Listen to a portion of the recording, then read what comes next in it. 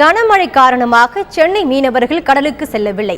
இதுகுறித்து காசிமேடு மீன்பிடி துறைமுகத்தில் இருந்து எமது செய்தியாளர் ரத்னவேல் தரும் நேரடி தகவலை தற்போது பார்க்கலாம். ரத்னவேல், சொல்லுங்க, மழை காரணமாக மீன்பிடி தொழிலில் ஏற்பட்டுள்ள பாதிப்பு குறித்து விரிவா சொல்லுங்க.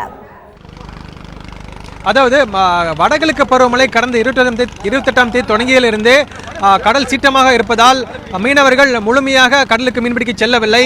ஓரிரு நாட்கள் மழை குறைந்திருந்த போது மட்டும் அவர்கள் கடலுக்கு சென்றனர். இருந்தாலும் ஆழ்கடலுக்கு செல்லாமல் குறைந்த தூரம் மட்டுமே சென்றுவிட்டு கரை திரும்பி வருகின்றனர். இதன் காரணமாக அவருடைய மீன்பிடி தொழில் பாதிக்கப்பட்டுள்ளது. கடந்த ஒரு வாரமாக, அதாவது தீபாவளி முதலே கடல் சீற்றமாக இருப்பதால் பெரும்பாலான மீனவர்கள் இங்கு கடலுக்கு செல்லாமல் தங்களுடைய படகுகளை நிறுத்தி வைத்துள்ளனர். இதன் காரணமாக அவருடைய தொழில் பாதிக்கப்பட்டுள்ளது. பெரும்பாலும் இந்த மீனவர்கள் வீட்டிலேயே முடங்கி இருக்கின்றனர். சில மீனவர்கள் மட்டும் தங்களுடைய வலைகளை காய வைப்பதற்கும் தங்களுடைய படகுகளை சரி செய்வதற்கும் போன்ற பணிகளை மட்டுமே செய்து வருகின்றனர். இதன் காரணமாக அவருடைய வாழ்வாதாரம் பாதிக்கப்பட்டுள்ளது.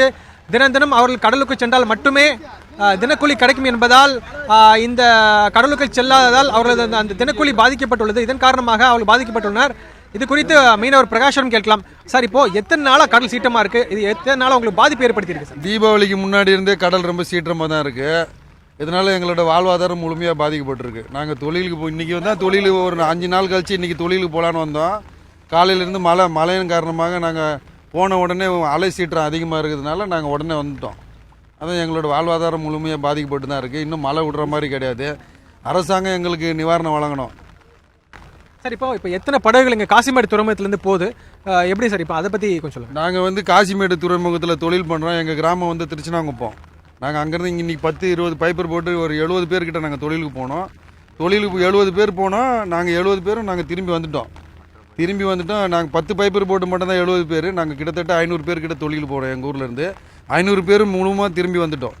எங்களோட வாழ்வாதாரம் சுத்தமாக இன்றைக்கி பாதிக்கப்பட்டுடுச்சு. அது மாதிரி நாங்கள் ஒரு வாரமாக தொழிலுக்கு போகாமல் வீட்டில் தான் இருக்கோம். எந்த வருமானமும் இல்லை. எங்களுக்கு அரசாங்கம் எங்களுக்கு உரிய இழப்பீடு வழங்கணும். சார், இப்போ நீங்கள் இப்போ ஒரு நாள் நீங்கள் போனீங்கன்னா உங்களுக்கு எவ்வளோ ஒரு நாள் வருமானம்? இப்போ எப்படி நீங்கள் சமாளிக்கிறீங்க? ஒரு நாளைக்கு 100 ரூபா கிடைக்கும், ஒரு நாளைக்கு 1000 ரூபாய் கிடைக்கும். எந்த நேரத்தில் எவ்வளோ கிடைக்கும்லாம் சொல்ல முடியாது. இப்போ நீங்கள் போனதுனால உங்களுக்கு இப்போ எப்படி சாப்பிட்றீங்க? என்ன மாதிரி? இப்போ நாங்கள் போனால் தான் சாப்பாடு. இன்றைக்கி போகல, நீ போனால் போயிட்டு ஒன்றுமே இல்லை வந்துட்டோம். அதே போல் தான் டெய்லி இது ஒரு வாரமாக இந்த மாதிரி தான் இருக்குது மழையை காரணத்தால். அதாவது கடந்த 7ஆம் தேதி காசிமேடு துறைமுகத்திலிருந்து மீன்பிடிக்க சென்ற 5 மீனவர்கள் கடலில் மாயமானார்கள். இதில் 3 பேர் மட்டும் திருவான்மியூர் கோவளம் அருகே மீட்கப்பட்டனர். மீதமுள்ள 2 பேர் இன்னும் மீட்கப்படவில்லை. இதன் காரணமாக கடலுக்கு சென்றால் தாங்கள் அங்கு மூழ்கிவிடும் என்ற அச்சம் காரணமாகவும் பெரும்பாலான மீனவர்கள் கடலுக்கு செல்லவில்லை. இதன் காரணமாக அவருடைய வாழ்வாதாரம் பாதிக்கப்பட்டேன்னு சொல்லலாம்.